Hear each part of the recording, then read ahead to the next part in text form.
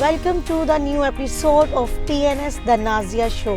आज का हमारा इंटरव्यू जो है वो बहुत ही यमी और डिलीशियस होने वाला है, क्योंकि हम पाकिस्तान के नंबर 1 देसी फूड रेस्टोरेंट जा रहे हैं जो कि है HN जो है वो गुलबर्ग 3 में लोकेटेड है। आज की हमारी जो गेस्ट हैं वो है Munerva Ejaz Chaudhary. She is a lawyer and she is also a president of CLC। इसके अलावा उन्होंने पिछले 10 साल से वेलफेयर सोसाइटी में अपना बहुत नाम बनाया है और बहुत सी सर्विसेज दी हैं। बैंक्स में वो अपनी सर्विसेज सरअंजाम दे चुकी हैं। तो अभी हम चलते हैं HN फूड पे और उनके साथ जो है हम देसी खाना जो है वो इंजॉय करेंगे और साथ में हम उनकी जर्नी के बारे में जो है वो डिस्कस करेंगे। तो आइए चलते हैं।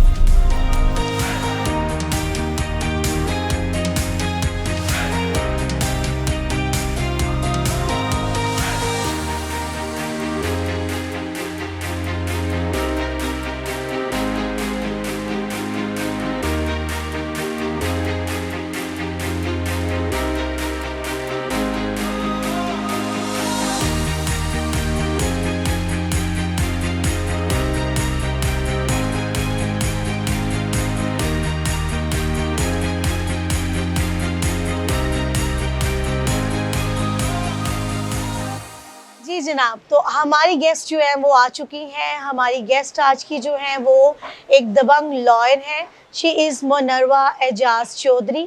तो आए इनसे मिलते हैं और उनका इंट्रोडक्शन करते हैं। Thank you so much for having me here और it's an honour for me कि आपने मुझे यहाँ पे बुलाया। और दबंग का वर्ड यूज़ करने के लिए वकालत तो फिर दबंग ही चीज़ होती है। जी, मेरा नाम मुनर्वा एजाज चौधरी है और मैं फ्रॉम लास्ट 5 years जो है वो इस पेशे से वाबस्ता हूँ। एक प्रैक्टिसिंग लॉयर हूँ प्रॉपर।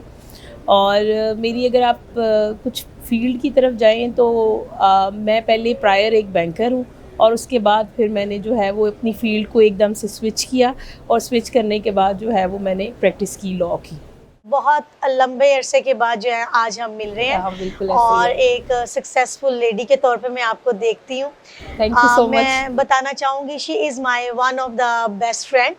तो मेरे लिए बहुत इंस्पायरिंग स्टोरी थी कि मैं इनको इनवाइट करूँ और इनकी जो एक स्टोरी है वो सबके सामने लेके आऊँ कि उन्होंने कैसे अपना जो है एक हाउसवाइफ से एक लॉयर का सफ़र जो है वो कैसे तय किया। सो मुनर्वा, आप मेरे साथ शेयर करेंगी कि आपकी इंस्पायरेशन क्या थी कि आपने ये करियर अपना जो स्टार्ट किया है उसके पीछे क्या रीज़न थी? अच्छा, as far as inspiration is concern तो इंस्पिरेशन आप समझे मेरे ब्लड में ही है। My father was a well known politician और मेरी हमेशा से एक बच्चा जो ब्रॉटअप करता है दिन में ये सोचता है कि उसने कुछ करने के लिए बड़े होना है। तो मेरे जहन में भी हमेशा यही था कि मैंने कुछ करने के लिए बड़े होना है। तो आप समझ लें कि मेरे फादर मेरी इंस्पिरेशन है, जिसकी वजह से मैं मतलब फ्रॉम एक हाउसवाइफ से आई टर्नड इनटू अ लॉयर। हमेशा से मेरे दिल में था कि नहीं, कुछ करना चाहिए। अपने लिए तो सब कुछ करते हैं, मैं ये चाहती थी कि मैं गुमनाम ना मरूं, मतलब कुछ करूं लोगों के लिए। इंसान वही है ना जो किसी के लिए कुछ करता है, अपने लिए सब लोग जीते हैं।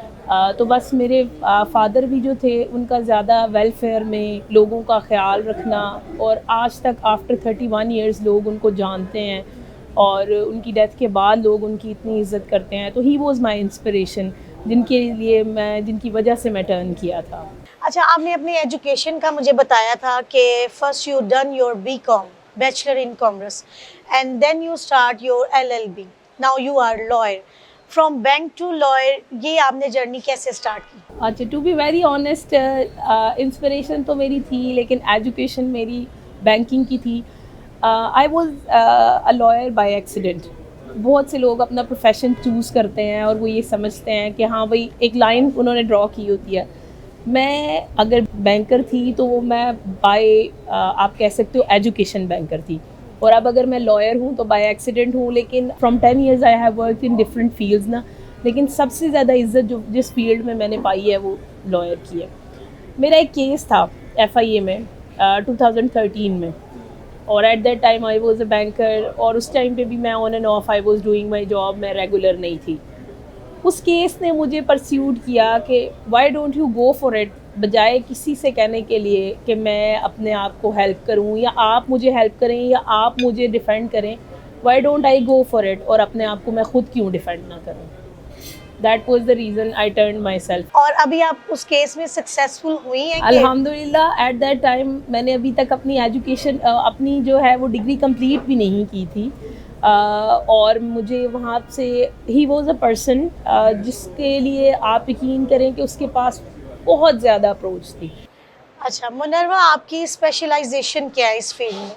वैसे मोस्टली मेरे पास जो है वो फैमिली केसेस आते हैं, सिविल केसेस आते हैं. For the time being criminal practice मेरी अभी काम है. Just to cater the ladies तो वो फैमिली केसेस ज़्यादा मेरे पास आते हैं. तो यू कैन से कि मेरी स्पेशलाइजेशन जो है वो फैमिली केसेस में. और इसके अलावा आपका चैलेंजिंग क्या था आपके लिए?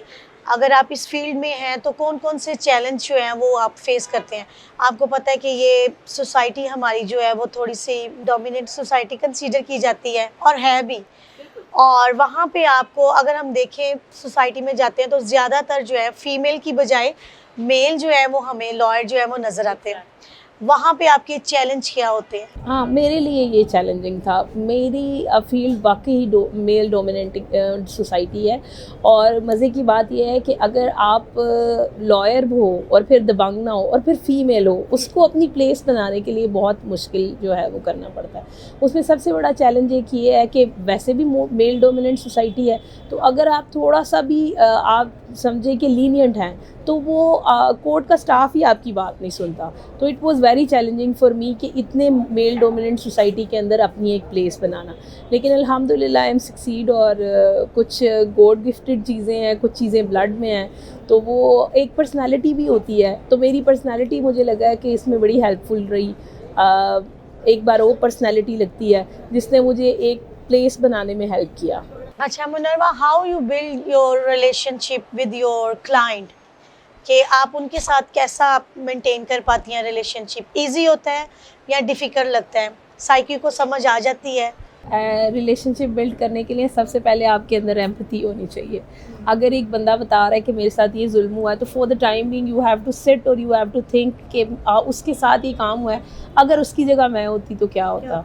अच्छा, I am sensitive kind of a person. देखने में नहीं लगती लेकिन मैं सेंसिटिव हूँ. कुछ ऐसे केसेस भी आते हैं जिनमें मैं मतलब बीइंग अ मदर मैं बहुत सेंसिटिव हूँ. अगर कोई बच्चों का माँ का केस आ रहा हो, स्पेशली गार्डियन के केसेस में, जब माएँ अपने बच्चे दे रही होती हैं मजबूरी की वजह से बाप को, तो एम्पैथी होना बहुत ज़रूरी है. मेरे केसेस में मुझे जो चीज़ हेल्प करती है वो जब कोई अपना इंसिडेंट बताता है तो फॉर द टाइम बिंग मैं ये सोचती हूँ कि अगर मैं इस जगह पे होती तो मुझे कैसा फ़ील होता.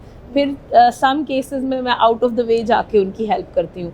तो अल्हम्दुलिल्लाह मुझे साइकी जो है उसको फाइंड आउट करने में भी और उसको समझने में भी आसानी होती है. कभी ऐसा हुआ है कि आपने कोई ऐसा मामला है जो कोर्ट के अंदर सॉल्व नहीं हो पा रहा, आपने साइड पे जाके उस मामले को सॉल्व कर दिया?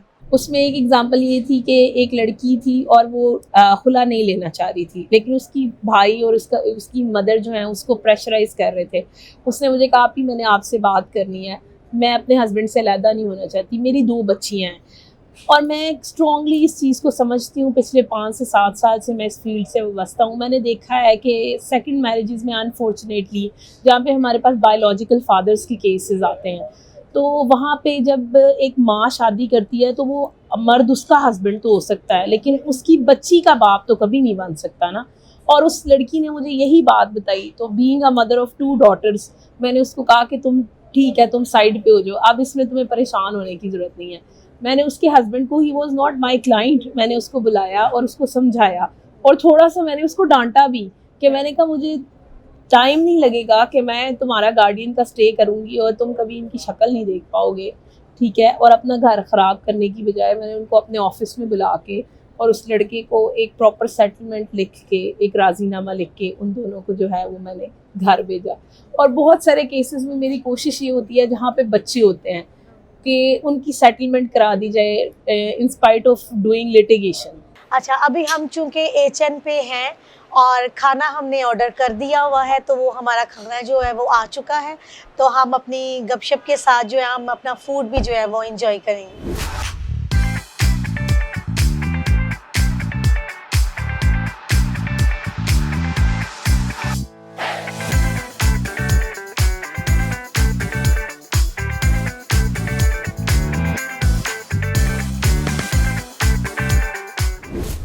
जनाब, हमारे पास है ये मंदी है, मटन, हाँ यस, मंडी है, ये मलाई चिकन है, उसके बाद मछली है।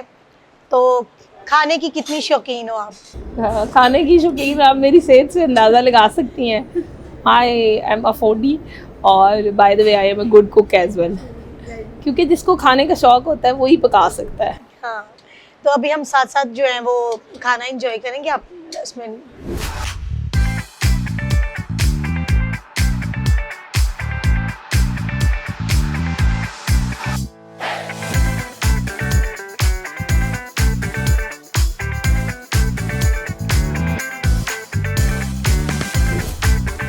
कौन सी स्पेशल चीज़ है जो आप बना सकते हो बहुत अच्छी? मैं हर तरह के चावल बना लेती हूँ, every kind of pulao, biryani, Chinese, Singaporean. अच्छा, वकालत मेरा प्रोफेशन है, कुकिंग मेरा पैशन है। पाकिस्तान में हर औरत का जो है ना वो ना चाहते हुए भी पैशन हो जाता है। और अगर वो मैरिड है और अगर वो मदर है तो डेफिनेटली वो पैशन जो है ना। और फिर वो अगर एक ऐसे हस्बैंड की वाइफ है जिसको खाने का शौक होता है, वो खाने में बहुत चूजी है, हाँ, तो भी एक सिनेरियो बन जाता है। ज़्यादा स्पाइसी फूड पसंद है और नहीं, स्पाइसी फूड पसंद नहीं है, नॉर्मल स्पाइसी फूड पसंद है। और अगर स्पाइसी और मीठा हो तो कौन सा चीज़ में आप जाओगे? मीठा मुझे इतना ज़्यादा पसंद नहीं है, लेकिन बहुत ज़्यादा स्पाइसी खाना मैं नहीं खा सकती। और इतनी बिजी लाइफ है आपके पास, हर रोज़ डिफरेंट केसेस होते होंगे, तो कभी आपने आउट ऑफ कंट्री गई हो, आउट ऑफ सिटी, ट्रैवलिंग का शौक है? ट्रैवलिंग का शौक आपको सुन के हैरानगी होगी, मुझे ट्रैवलिंग का शौक नहीं है। अच्छा, बिल्कुल नहीं है? बिल्कुल नहीं है। और जब कभी ट्रैवल करना पड़ जाए तो मुझे बहुत ज़्यादा परेशानी होती है। आई am a home kind of person, कि जो होम सीकर होते हैं ना, बस भाई मुझे होम सिकनेस हो रही है, मुझे घर जाना है, दैट्स इट। हस्बैंड कैसे हैं, वो ट्रैवलर हैं कि नहीं है? जिस तरह से मैं हूँ वो भी उसी तरह से है। कि मतलब हमें ये होता है कि अगर हमने अपना काम ख़त्म कर लिया है, why don't go for at home, और बच्चों के साथ टाइम क्यों ना स्पेंड करें। ये हमारी प्रायोरिटी ये होती है, क्योंकि सारा दिन काम के सिलसिले में बाहर रहना पड़ता है, तो जो टाइम मिलता है उसमें यही कोशिश होती है कि भाई बैठ जाएँ या गैदरिंग कर लें। मुझे ट्रैवलिंग से ज़्यादा गैदरिंग्स का शौक़ है, और गैदरिंग्स भी अपने घर में। सही है। इसके अलावा जो है आपको फैमिली सपोर्ट कैसी रही है अपने करियर में? फैमिली सपोर्ट में as far as I am married, तो मैरिड लड़कियां जब भी अपने शादी के दौरान कोई करियर करती हैं, कोई भी काम करती हैं या कोई भी प्रोफेशन ऑप्ट करती हैं आफ्टर देयर मैरिज, तो उसका 100% क्रेडिट जो है उनके हस्बैंड को जाता है। हाँ, अगर वो सपोर्टिव हैं तो ही आप अपना करियर बना सकती हैं। अदरवाइज़ मैंने बहुत ऐसी लड़कियां देखी हैं जो बहुत टैलेंटेड होती हैं, लेकिन आफ्टर मैरिज सपोर्ट ना होने की वजह से उनको एक अजीब से इन्फीरियरिटी कॉम्प्लेक्स में डाल दिया जाता है, और वो अपना टैलेंटेड होने के बावजूद कोई काम नहीं कर सकती। तो अगर आप सपोर्ट की बात करें तो मेरी मदर और मेरे हस्बैंड जो हैं वो दो लोग ऐसे हैं जिनकी वजह से आज मैंने ये यूनिफॉर्म पहना। और यही एक मकसद था मेरा भी, कि अपने इस फूड एंड ट्रैवल शो के ज़रिए जो है ना, मैं ऐसे लोगों को कवर कर रही हूँ जो कि हमारे लिए इंस्पायरिंग स्टोरी है, जिन्होंने बीइंग अ हाउसवाइफ और बीइंग अ मदर जो है फिर भी अपने करियर को जो है ना वो जारी रखा और इसमें अपना नाम जो है वो कमाया। तो हमारे लिए ये एक बिग जो है लेसन है कि आफ्टर मैरिज हमारी लाइफ जो है बिल्कुल वो ख़त्म नहीं होती, हम उसको आगे ले जा सकते हैं। ये हमारी अपनी विल पावर है कि हमने उसको कैसे कंटिन्यू करना है। फैमिली के साथ जो है बहुत सारी हमारे पास एग्जांपल्स हैं। लास्ट मेरा इंटरव्यू भी जो था वो एक ऐसी लेडी के साथ ही था कि जो कि अपने करियर को जो है बच्चों के साथ, फैमिली के साथ बहुत अच्छे से वो मैनेज कर रही हैं।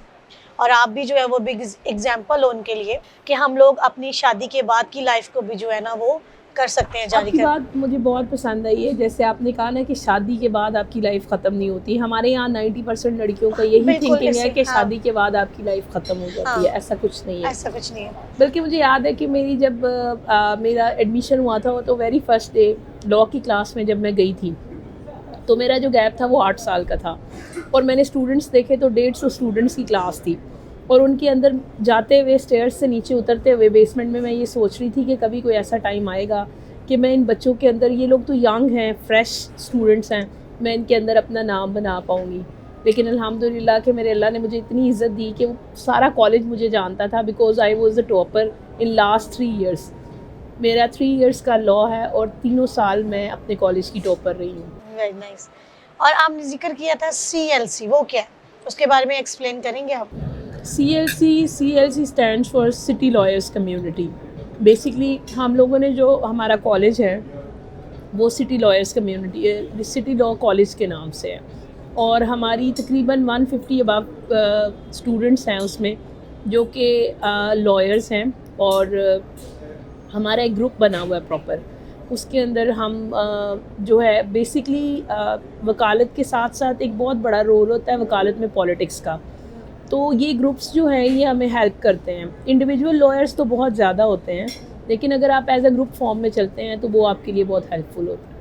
तो सिटी लॉयर्स कम्युनिटी हमारा 150 लॉयर्स का ग्रुप है, जिसके अंदर हम जो है वो सारे लॉयर्स इकट्ठे हैं। अगर किसी के ऊपर अनफॉर्चुनेटली कोई प्रॉब्लम आ जाए या किसी लॉयर का कोई पर्सनल मसला हो, तो हम लोग जो है वो इकट्ठे उस मसले को सॉल्व करते हैं। और पॉलिटिकली भी फिर हम एक ही मेंबर को चूज़ करते हैं जब हमारे इलेक्शंस होते हैं, तो उसकी मैं वाइस प्रेसिडेंट भी हूँ। और जो सिटी लॉयर्स कम्युनिटी है उसमें ज़्यादा मेल लॉयर्स हैं, तो वहाँ पे भी फंक्शंस में मैं, आप समझ लें कि टू सम एक्सटेंड अकेली बंदी होती हूँ, लेकिन मेरी सपोर्ट के लिए हमेशा मेरे हस्बैंड होते हैं, और वो मेरे साथ सारे फंक्शंस में जाते हैं और हमारी अनाउंसमेंट्स वगैरह में जाते हैं, और वो मुझे हेल्प करते हैं कि अगर मेल डोमिनेंट सोसाइटी है तो कोई बात नहीं, आप के लिए मेल, आपके सामने मेल कोई चीज़ नहीं है। If you are a confident lady, you can do anything. तो अभी तो मैसेज है तमाम गर्ल्स के लिए, औरतों के लिए, कि अभी वो दौर नहीं रहा कि आप सोचिए कि हम कुछ नहीं कर सकते। अगर आप में इनकरेज है, आप में विल पावर है, तो आपके हस्बैंड भी आपके साथ जो है वो फुल सपोर्ट के साथ वो खड़े होते हैं। ये इंसान की नेचर होती है हाँ, कि वो किस तरह वो मैनेज करते हैं। जो सपोर्टिव हस्बैंड्स होते हैं वो गॉड गिफ्टेड ही हो सकते हैं। आप कह सकते हैं कि ये अल्लाह की मेहरबानी है और आपका नसीब है। I am thankful and I am lucky that I have a supportive husband.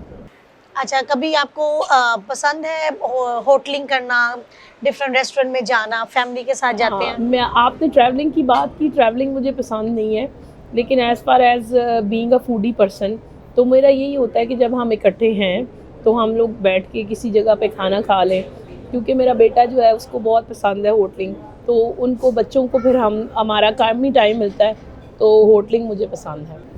आपको सुन के हंसी आएगी कि मैं MSc साइकोलॉजी करना चाहती हूँ, और वो मैं क्यों करना चाहती हूँ। मैं चाहती हूँ कि आपने पूछा था ना कि क्लाइंट की साइकी को समझ लें, तो मैंने आपको बताया as far as like empathy is concern, तो मैं अपने क्लाइंट की साइकी को समझ लेती हूँ। लेकिन MSc साइकोलॉजी मेरा एक शौक़ है। वकालत करते करते एक चीज़ मुझे पता चली कि मुझे ना प्रोफेशन के लिए तो लोगों की टेंशन या तकलीफ़ को सुनना होता है, लेकिन अब मुझे ऐसा लगता है कि मैं लोगों को बहुत अच्छी काउंसलिंग दे सकती हूँ, सेशन कर सकती हूँ। तो आप समझे कि ये मेरा एक शौक़ है कि मैं MSc साइकोलॉजी करूँ, और फर्दर इंशाल्लाह I will try my level best कि मैं हम नेक्स्ट प्रोग्राम करें तो वो एज अ थेरेपिस्ट करें। जैसे आपने बताया कि फ्यूचर प्लान आपका ये है कि आप एक साइकोलॉजिस्ट जो है वो बनना चाहती हैं, तो बीइंग अ लॉयर और साथ में साइकोलॉजिस्ट, आप इन दोनों कॉम्बिनेशंस के साथ कैसे इस फील्ड को जो है वो हैंडल करेंगे? अगर ये दोनों कॉम्बिनेशन मिल जाए तो आप एक तबाही किस्म के वकील बन सकते हैं, कि आप साइकी समझ जाते हैं ना इंसान की। और दूसरी बात ये कि आपको आइडेंटिफाई करने में आसानी होती है कि कौन बंदा सच पे है और कौन नहीं है, क्योंकि आजकल दुनिया फ़नकारों की है, फ़नकार बड़े पड़े हैं। कभी ऐसी भी लोग होते हैं जो कि मज़लूम नहीं होते, ज़ालिम होते हैं, और आपके सामने आके मज़लूम होने की एक्टिंग कर रहे होते हैं। एक स्टोरी वो होती है जो आपको क्लाइंट सुनाता है, एक स्टोरी वो होती है जो आपको रोस्ट्रम पे खड़े होकर पता चलती है, जो कि आपके क्लाइंट ने भी आपको नहीं सुनाई होती। क्योंकि मेरी वकालत करने के कुछ टर्म्स हैं। मैं जब भी जैसे इस फील्ड में आई थी तो मैंने अपने आप के साथ एक अहद किया था कि मैंने वकालत जो है वो ऑनेस्ट बेसिस पे करनी है, मैंने हमेशा सच का साथ देना है, हमेशा मज़लूमों की हेल्प करनी है। तो ये आपको आइडेंटिफाई करने में आसानी होगी कि कौन बंदा सच पे है और कौन हक पे है, क्योंकि वकील जो है वो खाली एक वकील नहीं होता, वकील अल्लाह की एक सिफ़त होती है। तो अल्लाह की ज़ात वो एक सिफ़त आपके अंदर डालती है, तो ये बहुत बड़ी जो है सादत होती है। मेरा नहीं ख्याल कि किसी भी यूनिफॉर्म के अंदर एक ऐसी आप समझ लें कि क्वालिटी होती है कि उसमें अल्लाह पाक ने अपनी सिफ़त डाली होती है। तो ये एक प्रोफेशन नहीं है, ये आप समझ लें इबादत है। हाँ बिल्कुल। और कभी ऐसा हुआ कि केस ऐसा हो कि आपको पता नहीं चला कि ये बंदा जो था वो झूठ बोल रहा था और आपने उसको जो है वो डिफेंड कर लिया। डिफेंड कर दिया? एग्जैक्टली ऐसे होता है। मैं आपको बताया है कि दुनिया जो है वो बड़ी पड़ी है फ़नकारों से, और आप अपनी ज़ात के साथ अहद करते हैं, लेकिन ऐसा है कि बिल्कुल आपकी बात सही है। एक केस मेरे पास ऐसा आया था जिसमें उन्होंने बहुत जो है वो मुझे कहानी इस तरह की सुनाई कि हम बहुत ज़्यादा हमारे साथ जुल्म हुआ है, लेकिन रियलिटी में जब मुझे पता चला तो जुल्म उन्होंने ही किया हुआ था। तो मैंने आपको पहले मेंशन किया है कि स्टोरी दो होती हैं, एक आपको आपका क्लाइंट सुनाता है, दूसरा आपको रोस्ट्रम पे पता चलती है जब आप अदर पार्टी से मिलते हैं कि एग्जैक्टली हु वाज राइट और हु वाज रॉन्ग। इसलिए आप और स्मार्टर होना चाह रहे हैं, इसलिए साइकोलॉजिस्ट जो है वो बन के तो आप पूरा पॉइंट पे पहुंचना चाहते हैं। हाँ बिल्कुल ऐसे ही है। Very nice. अच्छा मुनर्वा, आपने बहुत सारे केस जो हैं वो किए होंगे फाइल, सबसे ज़्यादा आपका रिवॉर्डिंग केस अब तक आपकी जर्नी में कौन सा रहा है? इसी तरह से एक केस था जिसमें एक माँ जो है वो अपने 2 बच्चे अपने हस्बैंड को दे रही थी, एक्स हस्बैंड को, सिर्फ क्योंकि वो खर्चा पे नहीं करता था। तो उसमें मैंने आउट ऑफ द वे जाके उस बंदे से बात की कि आप अगर बेसिकली गार्डियन के केसेस में या बच्चों के बाप के केसेस में मैंने ये देखा है कि वो दोनों तो सेपरेट हो जाते हैं, लेकिन बच्चों को वो चीज़ सर्वाइवल नहीं मिलता, और बच्चे इससे भी ज़्यादा ट्रॉमेटाइज इस तरह से होते हैं कि बच्चों को वो अना की जंग बन जाती है। बाप को मोहब्बत नहीं है लेकिन वो खींच रहा है, माँ को मोहब्बत नहीं है लेकिन वो खींच रहे हैं, क्योंकि ईगो आ गई ना, ईगो में वो बच्चों को अपनी तरफ खींच रहे हैं। तो उस केस में मैंने उस बाप से बात की और उसको समझाया। मैंने कहा कि मेरा कोई इंटरेस्ट नहीं है, आप मेरी पार्टी भी नहीं है, लेकिन इसमें यह है कि आप उस बच्चे को इस जंग में इससे दूर तो ले जाएंगे, ईगो में इस बच्चे को अपनी माँ से दूर तो ले जाएंगे, आप तो अपने काम पे चले जाएंगे। क्या वो सारे काम आप या आपके बिहाफ पे कोई ऐसा बंदा कर सकता है जो कि उसकी माँ कर रही है? तो फिर वो बंदा मान गया था, जो मेरे लिए बहुत रिवॉर्डिंग केस था। ये स्पेशल फिश है, ओके, HN फूड की तरफ से, इसको भी आप टेस्ट करें। Thank you. फिश पसंद है आपको? सर्दियों में जो है वो, सर्दियों की आप समझ लें कि सर्दियाँ इनकम्प्लीट है फिश के बगैर। हाँ मुझे फ़िश पसंद है। मुझे फ्राइड फ़िश से ज़्यादा अपने हाथ की पकी हुई सालन वाली फ़िश बहुत ज़्यादा पसंद है। तो मेरा ख्याल है सर्दियाँ इनकम्प्लीट हैं बगैर फ़िश। हाँ वो ट्रेडिशन है ये पाकिस्तान का जो। हाँ बाय द वे इनकी फ़िश जो है वो अच्छी है, लाइट स्पाइसेस के साथ है। आपको इनका फूड कैसा लगा HN का? इनका फूड अच्छा है। जैसे मैंने आपको पहले मेंशन किया है कि मुझे स्पाइसी खाना पसंद नहीं है, तो ओवरऑल इनका खाना बहुत अच्छा है। स्पाइसेस के लिहाज से नॉमिनल से स्पाइसेस, नॉर्मल से स्पाइसेस हैं, और क्वालिटी ऑफ फूड बहुत अच्छा है। रेस्टोरेंट का आपको कैसा लगा? इसका एम्बियंस पसंद आया? इसका एम्बियंस बहुत रिलैक्सिंग है, और आप यहाँ पे बैठ के, जैसे मैं, अगर लोग मुझे आप पूछें मुझे कि मैं रिलैक्सेशन का क्या तरीक़ाकार है, तो मैं थोड़ी देर अपने साथ टाइम गुजारना चाहती हूँ। तो इसका एम्बियंस ऐसा है कि आप एक कॉर्नर में आराम से बैठ के अपने आप को टाइम दे सकते हैं। अच्छा एम्बियंस है, सूदिंग किस्म का एम्बियंस। अच्छा मुनर्वा, आप मेरे साथ शेयर करेंगी कि वो शुरू की मुनर्वा जिसने सिर्फ एक एज अ स्टूडेंट थी, और उसके बाद शादी हुई, शादी के बाद आपने LLB की, LLM आपका कंटिन्यू है, और अब आप लॉयर हैं और हाउसवाइफ हैं, उसके बाद आप मदर हैं। वो मुनर्वा और अब की मुनर्वा में क्या फ़र्क है? मैं समझती हूँ कि वो और ये ज़मीन आसमान का फ़र्क है। जैसे जैसे आपकी रिस्पॉन्सिबिलिटीज़ बढ़ती जाती हैं, आपको खुद समझ आना शुरू हो जाती हैं। अगर आप उस मुनर्वा की बात करें तो बहुत सेंसिटिव होना, एक अक्खड़ बंदा, किसी को, मतलब I was not a humble person at all at that time ना। और मेरे अंदर आजी, या जिसको कहते हैं ना अपने आप को लीनियंट बनाना, वो मेरा ख्याल है कि मेरे husband, he is a very humble person ना, तो उन्होंने मुझे लीनियंसी बहुत ज़्यादा सिखाई है, सपोर्ट के साथ साथ। उस टाइम पे मैं, जिसके कहते हैं ना कि इंसान बस अपना आप देखना, सेल्फिश, और बस ये है कि ठीक है, जैसे लड़कियां होती हैं नॉर्मली, हाँ। हमें भी अब लड़कियां देख के यही लगता है, तो फुल ऑफ लाइफ होना, एंजॉय करना सब कुछ। लेकिन जैसे जैसे आपके अंदर मैच्योरिटी आती जाती है, चीज़ें बदलती जाती हैं, आपकी प्रेफरेंसेस चेंज होती हैं, चॉइसेस चेंज हो हाँ, जाती हैं। प्रायोरिटीज़ चेंज हो जाती हैं। तो मैं कहती हूँ कि मेरा ख्याल है कि बहुत ज़्यादा डिफरेंस है, और it is the need of hour ना, जैसे जैसे अगर कहते हैं जिस तरह की हवा हो आपको उसी तरह से चलना पड़ता है। तो इंसान जो है वो अपने आप को बदलता है, और बदलना ही इंसान की नेचर है, क्योंकि जिस तरह के सर्कमस्टांसेस हों आपको उसके साथ एडजस्ट करना पड़ता है। लेकिन अभी मैं जो हूँ अल्हम्दुलिल्लाह मैं खुश हूँ। वो एक फ़ेज़ था लाइफ़ का जो गुज़र गया, गुज़ार लिया। और अब हम सोचते हैं कि एक सक्सेसफुल मर्द के पीछे औरत का हाथ है, एक सक्सेसफुल औरत के पीछे किसका हाथ होगा? 100% एक मर्द का हाथ होता है। फैमिली सपोर्ट होती है। मैंने आपको पहले भी बताया कि आज अगर मैंने ये यूनिफ़ॉर्म पहना है तो अपनी माँ की वजह से पहना है, और उनके बाद मेरे हस्बैंड ने, मेरी वालदा ने मुझे फ़ाइनेंशियली भी सपोर्ट किया, और मेरे हस्बैंड ने मुझे मोरली बहुत ज़्यादा सपोर्ट किया। मैं आज भी अक्सर जब गैदरिंग्स में बैठती हूँ तो वो मुझे कहते हैं कि मैडम आप इतनी कॉन्फिडेंट कैसे हैं? तो मैं उनको यही बताती हूँ कि जो चीज़ मुझे मुश्किल लग रही हो मैं बैठ के अपने हस्बैंड से डिस्कस करती हूँ, और वो कहते हैं ये तो आपके लिए कोई मुश्किल काम नहीं है, बस एक ये जो होता है ना सेंटेंस, हाँ, वो मुझे वो आपको बहुत ज़्यादा इनकरेज करता है, और मुझे वाकई वो चीज़ मुश्किल नहीं लगती।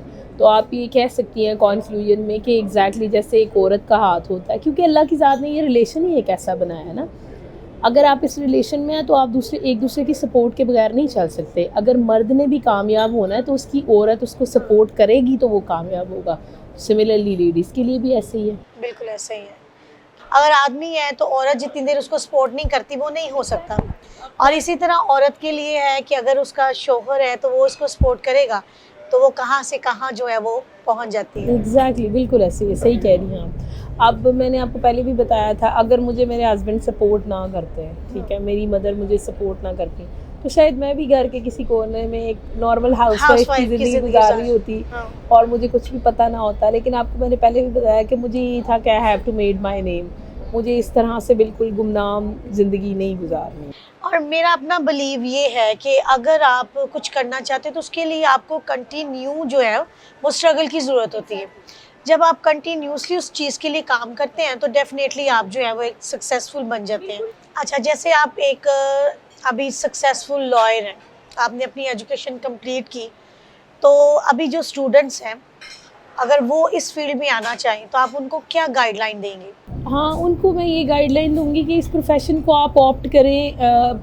आई कैन अंडरस्टैंड कि प्रोफ़ेशन में कमाना बहुत ज़्यादा ज़रूरी होता है, लेकिन आप इसको पेशा समझ के अडॉप्ट ना करें, आप इसको हिम्मत समझ के अडॉप्ट करें। तो जो रिस्क है वो जो अल्लाह की ज़ात में आपके लिखा हुआ है वो आपको मिल ही जाएगा, लेकिन आप पूरे होल हार्टेडली आएँ। और एक ये है कि अपने क्लाइंट के साथ ऑनेस्ट रहें, जो सबसे ज़्यादा प्रॉब्लम आता है, क्लाइंट के साथ ऑनेस्ट रहें। आप इस चीज़ के लिए अल्लाह का शुक्र अदा करें कि अल्लाह ने आपको रोस्ट्रम के इस साइड पे खड़ा किया है, आपको किसी को डिफेंड करने का राइट अल्लाह की ज़ात ने दिया है। तो बस यही यंगस्टर को कहना चाहूँगी कि आप अपने अच्छे उस्ताद ज्वाइन करें, उस्तादों की इज़्ज़त करें, क्योंकि आप कभी भी, मैं समझती हूँ, आप ये सक्सेसफुल का वर्ड यूज़ किया, तो लॉ जो है इट्स एन ओशन, ये एक समंदर है, सारी ज़िंदगी भी आप तैरते रहें तो वो आपके अंदर उतरता रहे, तो सक्सेसफुल तो मेरा ख्याल है बहुत बड़ा लफ्ज़ हो जाएगा। लेकिन बच्चों के लिए यही कहना चाहूँगी कि मैंने पिछले 10 साल डिफरेंट फील्ड्स में काम किया है, और बीइंग फीमेल मैंने जितनी इज़्ज़त यहाँ पे पाई है शायद किसी प्रोफेशन में नहीं पाई।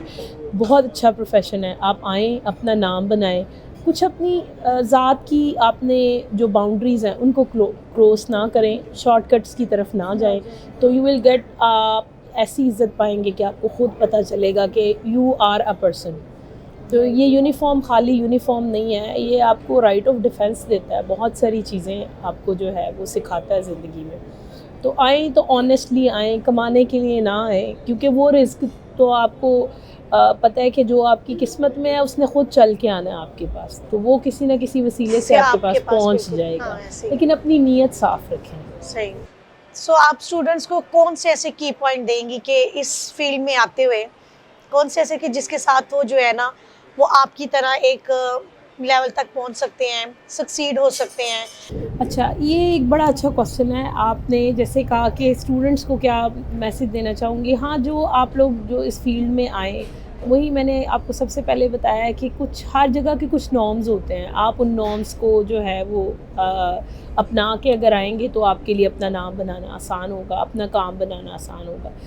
लॉ की फील्ड बड़ी मुश्किल, बड़ी चैलेंजिंग फील्ड है। बड़े अच्छे अच्छे लोग जो हैं, बहुत अरसा लग जाता है उनको अपना नाम बनाने में। एक तो पैशनेट होके प्रैक्टिस करें और होल हार्टेडली प्रैक्टिस करें, और आपका जो केस आपके पास आए ना, आपने उसको अपना पहला और आखिरी केस समझ के लड़ना है, और आपने अपने ज़ात को एक चैलेंज देना है। दूसरे लॉयर की तो बात की रहेगी कि आपने अपने आप को चैलेंज देना है कि मैंने इसको इंसाफ दिलाना है। अल्लाह की ज़ात ने मुझे चुना है इस काम के लिए, तो मैंने इसको इंसाफ दिला के रहना है। और ऑनेस्ट रहें अपनी फील्ड के साथ, अपने क्लाइंट के साथ ऑनेस्ट रहें, तो विल डेफिनेटली। आपको मैं एक चीज़ बताऊं कि लोग बहुत ज़्यादा जो है ना इस टाइम पिस्ड ऑफ हैं सोसाइटी से, सर्कमस्टांसेस से, चीज़ों से, और जो आजकल के हालात हैं उनसे। तो उसमें अगर कोई बंदा आपके पास आता है, और लिटिगेशन तो वैसे ही 99% लोग जो हैं वो लिटिगेशन से, कोर्ट से, कचहरियों से डरते हैं। हाँ, बिल्कुल और ऐसे। वो कहते हैं कि भाई अगर हम एक दफ़ा स्टार्ट करें, थोड़ा सा उनको कॉन्फिडेंस दें। मैं आपको गारंटी से कहती हूँ कि अल्हम्दुलिल्लाह मेरे पास फ्रॉम द डे फर्स्ट अगर कोई क्लाइंट आया है और मैंने उसको अच्छे तरीके से डील कर लिया, वो 10 बंदे और साथ में लेके आता है। तो की पॉइंट्स में यही है कि ऑनेस्टी से अपना काम करें, चैलेंज दे के काम करें, और एम्पैथी से काम करें। जब आपका क्लाइंट आपके पास आए तो आप वो उसका मसला मत समझें, अपना मसला समझें।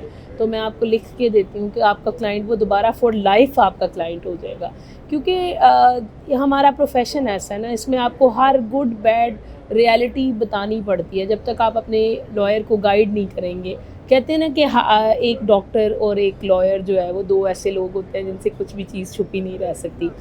तो ये भी एक रिक्वेस्ट है कि जो बातें लोग बहुत मजबूर होके आपको शेयर करते हैं, आप भी उसको ईमानतन अपने पास रखें, और सिर्फ उसको यूज़ करें उनकी हेल्प करने के लिए, ना कि उनको बुली करने के लिए या ब्लैकमेल करने के लिए। तो ये कुछ की पॉइंट्स हैं। इसमें अगर आप इसको समराइज़ करें तो यही बात है कि नॉर्म्स है ना, हम जब पढ़ते हैं तो हमें प्रोफेशनल एथिक्स के नाम पे एक जो है वो सब्जेक्ट पढ़ाया जाता है। तो अब मेरा ख्याल है कि अगर आप प्रोफेशनली वो एथिक्स को अपने माइंड में रखेंगे, और आपके रिलीजन के अकॉर्डिंग भी जो एथिक्स हैं उसको माइंड में रखेंगे, तो you will definitely succeed in it ना।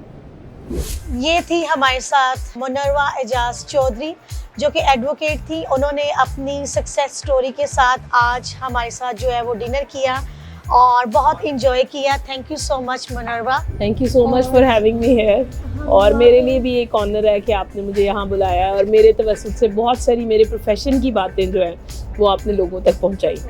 जैसे कि मैंने पहले बताया था कि आज हम एच एन फूड पे थे। खाना बहुत अच्छा था, स्पाइस बहुत अच्छे थे, बहुत ज़्यादा स्पाइसी नहीं था, और आप इसको एंजॉय कर सकते हैं। और इसके साथ मुझे इजाज़त दें, मैं फिर आपके साथ मिलूंगी अपनी नेक्स्ट एपिसोड में एक और अच्छी सेलिब्रिटी के साथ, एक और अच्छी सक्सेस स्टोरी के साथ। तब तक के लिए खुदा हाफिज़। मेरे इस चैनल को द नाज़िया शो को आप सब्सक्राइब करिएगा, कमेंट करिएगा और शेयर करिएगा।